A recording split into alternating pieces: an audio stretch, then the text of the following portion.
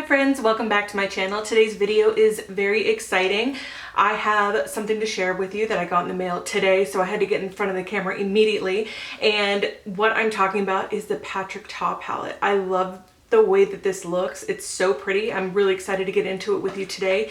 The only gripe I have right now, and I'm going to be upfront about it, is the packaging. I love it. It's beautiful, but it shows fingerprints like crazy. Me wanting to keep everything clean, and that trait that I have is it drives me nuts, even though makeup is supposed to be messy and artistic and everything, but I like my stuff clean. So that's my only gripe so far. But if you're new here, my name is Amber. I'm a former hairdresser turned failed beauty blogger who took a 3-year break and is now trying to raise my zombie channel from the dead. So if you find this entertaining at all, or if you find any value in my content, please give it a like, hit the subscribe button, and let's get into this palette. So this palette is $68 and I got it from the Patrick Ta website when it first dropped. They said that it was supposed to go live on the 1st and it actually went live on the 31st, and I feel like I was one of the first ones to order it because of the fact that I was refreshing the page until it finally went live and I was all over it. I picked this beauty up.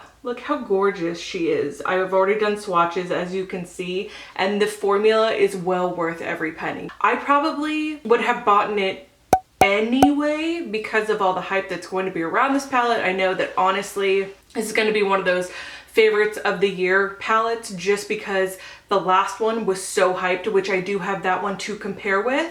But let me just tell you that the formula inside is just stunning. If you have seen my channel or have watched me for any length of time, you know that I'm not a rosy tone fan. I am not really into the warmer pinky tones, but this might have converted me because I am definitely a cool and more neutral girl at heart, but this one is just stunning. I love this palette already. I feel like you can get these colors in any palette that is more on the neutral or rosy side, but it is the formula that makes it different. It is smooth, it is buttery, it blends. When I was doing swatches, obviously I have no eye makeup on today because I'm going to be doing a quick demo with this and I will show you kind of how it blends and how it performs. But when it comes to swatches and just dipping my finger in, they are just malleable. They're so buttery and just, oh my goodness. So I'm really excited to get into this. I'm gonna go ahead and insert some swatches here.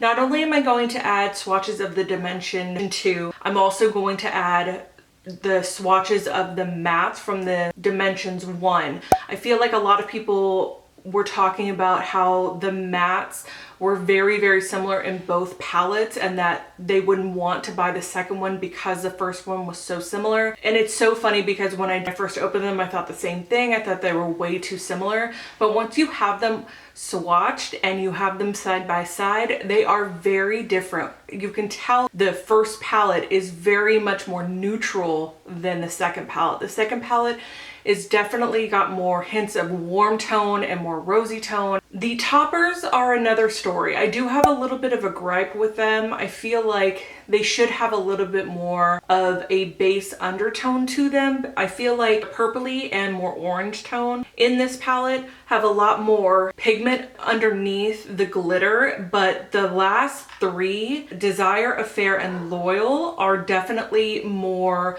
toppers. And I mean, those are fine if that's what you're looking for, if you're looking for a really good shadow topper. In the swatches, you can see that they are definitely more glittery, more dual chrome. They're very pretty on their own, but again, that's something that is a gripe of mine. I mean, if you're looking for a beautiful shadow topper, these will do you all day long. I'd rather have just a little bit more pigment underneath the glitter. Unfortunately, that is not the case for those three. So why don't we go ahead and get into the comparisons between both palettes. I'm gonna go ahead and insert them side by side for you so you can see them.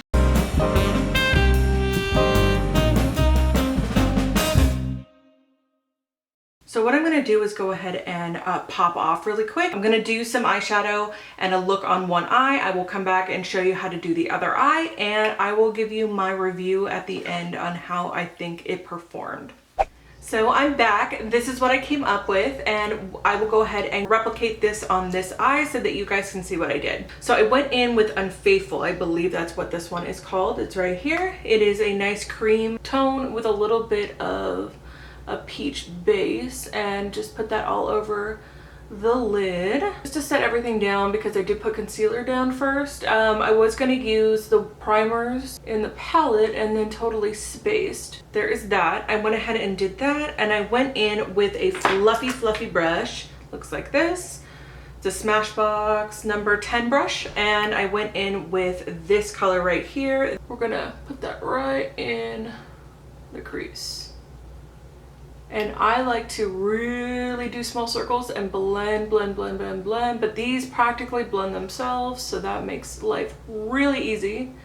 You don't have to do too much. So now I'm gonna go in right here, and this one is called Passion, and kind of just go down the line. And what I've noticed as I was doing this is that they kick up in the pan a little bit. There's not a lot of fallout on my face, which is awesome because I love to do my eyes first, then my face makeup. But for this, obviously we're reviewing an eyeshadow palette, so I was gonna do my face off camera. But there is not a whole lot of fallout on my cheeks, which is awesome. So now I'm gonna go in with Devotion right here with that same brush, and I'm just going down the line and really deepening that crease and then blending. But again, they blend so nicely. These mattes are fantastic. Just so you know, there is a little bit of a learning curve when it comes to the shimmers. I found out the hard way, and I will tell you why here in a second when we get to it. But so pretty. So now what I'm going to do is go in with a smaller, fluffier brush, and this is the Morphe E28. I'm going to go in to that darker reddish tone. Armor, I believe this one is Armor right here. I could be completely wrong. If I am, please let me know in the comments below. But we're going in with that darker tone. We're going to work this on the outside first. We're going to keep it nice and low, and then I'm going to put it all over the lid. And again, no fallout, really smooth, feels good. So now what I'm going to do, I'm going to go in with this gorgeous pinky red shade right here.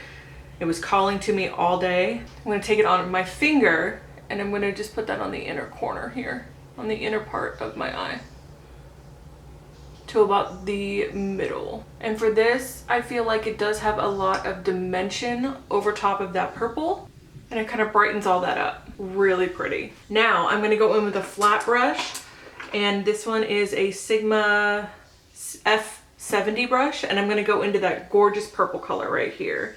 And this is more of a satin. It's not so much a glitter.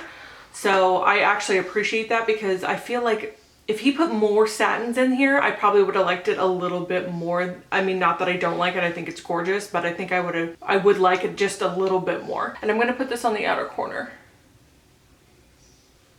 to about the middle and just layer that over what we just did. Just a touch in the middle of the eye, just like that. See, originally I went in with my finger to do that on this eye and it didn't work, so I had to go back in with a brush and fix it. I'm gonna go back in with that medium sized brush, the Morphe E28, and just blend any harsh edges. Then I'm gonna go in with my finger to this middle shade right here as a topper and kind of just meld these two colors together. Just like that. So pretty. The topper is really nice. I will give it that. Those toppers are beautiful, but I just wish I had a little bit more pigment. Now, I'm gonna go ahead and do the lower lash line, and I'm gonna, ooh, did you hear that? Thunder? I'm gonna go in with these two colors right here, and I'm going to mix them together on a small dome brush, and I'm just gonna take that on the lower lash line. So now I wanted to wait until we had both eyes done. I'm gonna put on some mascara here in just a second, but I wanna go in with this color right here. You can see that, and put that on the inner corner. Looks like a thunderstorm is coming. Ugh, do not like thunderstorms. My dog hates it. Are you already in here? He's already in here. He's a scaredy cat, and it's okay. We give him anti-anxiety medication I'm gonna have to give him after this. let me go ahead and go in with some mascara. I'm using my Voluminous Lash Paradise, which is the dupe for the Better Than Sex mascara. And if you want to be extra, you can put on lashes, but it is like 9 o'clock at night right now, so I'm not going to put on lashes, but you totally could and make this just take it to a whole nother level. So me being just a tiny bit extra, I'm going to go ahead and put my Clinique Lower Lash Mascara on just to complete this, and then I'll show you what I like to do just to make your eyes a little bit more open, which I'm sure you guys already know this trick because you guys are awesome. I'm gonna go in with a nude pencil. This one's from Makeup Geek, but you can use any nude pencil you have. They actually have really good ones from NYX. And just open that up right here. And that is the final look. So my final thoughts on this palette are the matte shades are beautiful. They blend out amazing. They do have a bit of kick up in the pan, so you do need to tap off your brush before going in.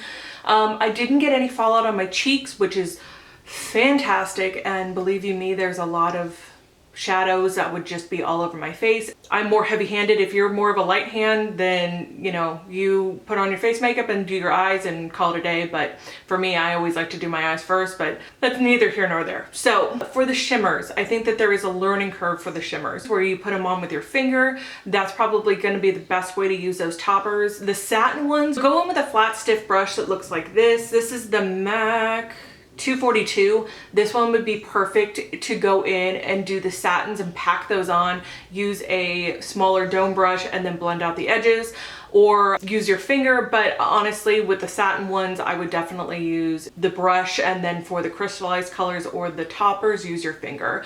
It is a learning curve because they are so velvety and they are so creamy and buttery.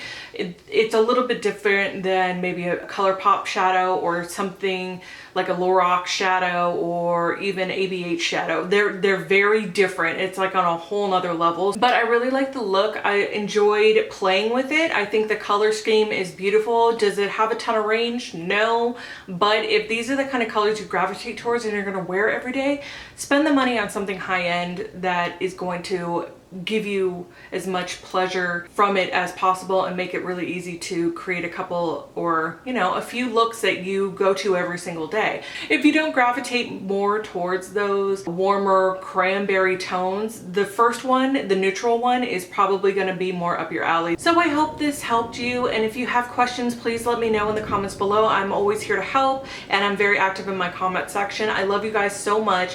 Have a wonderful afternoon, and if you want to check out any other reviews on other palettes that I've done in the past, please check out these videos.